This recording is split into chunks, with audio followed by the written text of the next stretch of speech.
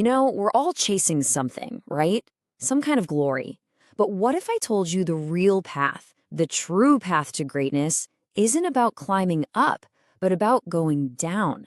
That's what we're digging into today. This totally radical idea from a story that just flips our whole concept of success completely upside down. And it all kicks off with this one question. Now picture this. It's the question that was just buzzing in the air in this room. A room packed with tension, a lot of ambition. But let's be real.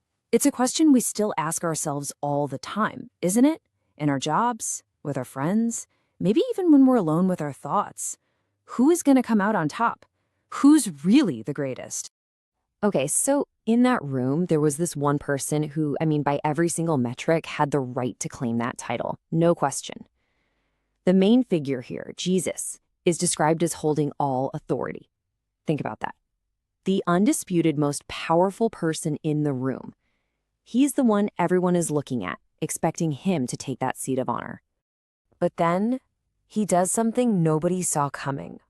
He just gets up. Now, it sounds so simple, right? Just a guy getting up from a table. But in that moment, it was absolutely electric. Every single eye is locked on him. You can feel the question in the air. Okay, what's he going to give now to prove he's the greatest? He bends down. He actually lowers himself. And boom, in that one single motion, every single expectation of power and glory just gets shattered. This right here is the moment that changes everything. So what exactly was this act? This was no empty symbolic gesture. Oh no, this was something deliberate, something powerful, unfolding right there in front of them. Let's break down exactly what happened. Okay, look at these steps. First, he takes off his outer garments. This is the public symbol of his status, his authority, and he just sets it aside. Then he picks up a towel, the simple tool of a servant, and then he does the unthinkable, a job reserved for the lowest of the low, for a slave. He starts washing the dirty, dusty feet of his followers. Every single step is a conscious move downward. Now just let that sink in. The source tells us that heaven sings his praise. That's who he is, his divine identity. And yet, right here on earth, that very same person is on his knees with a servant's towel in his hand. It's a staggering image, right? It forces you to completely rethink what words like power and greatness even mean. So here's the absolute crucial point. This wasn't just some random act of kindness. This was a direct, living, breathing answer to their question, who is the greatest? He was redefining the very concept of glory right in front of them. And here it is, laid out plain and simple. On one side, you've got the world's definition of glory, right? It's all about rising above others, climbing the ladder, getting ahead, being served. But this story shows us a totally different way. True glory, the kind that actually lasts, isn't about being served at all. It's found in stooping down, in love, to serve others. But wait, it gets even deeper. Because to really get the full impact of this moment, you have to look at who was on the receiving end. Was he doing this as some kind of reward for their amazing, perfect loyalty? Not even close. See, he knew them. He really knew them. Inside and out. He wasn't blind to their flaws or what they were about to do to him. He did this with his eyes wide open, which, wow, just makes the love behind it that much more profound. Just try to wrap your head around this.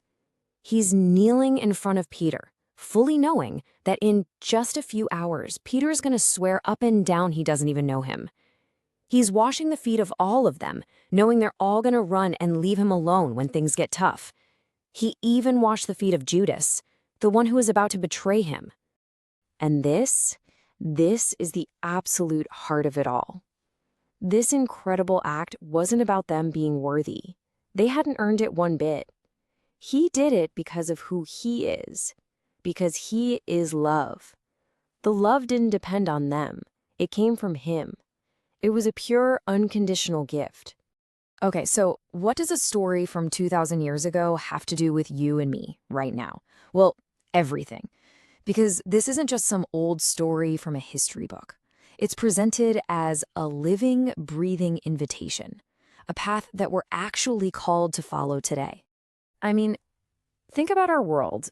It is constantly screaming at us to elevate ourselves, right? Build your brand, get more followers, climb higher and higher. It's this relentless, kind of exhausting race to the top. But this story, it offers a totally different call, a voice that cuts right through all that noise. And the call is surprisingly simple. First, come down. Get off your high horse, let go of the pride, the need to always be right. Second, wash.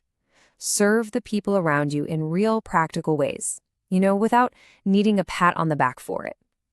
And third, love. Just love. Not because people earn it, but because that's who you're meant to become. So here's the final and kind of radical takeaway. In a world that's obsessed with glory being about power, position, and status, this story drops the ultimate paradox on us, that true, lasting glory isn't found in being lifted up. It's found in bending down.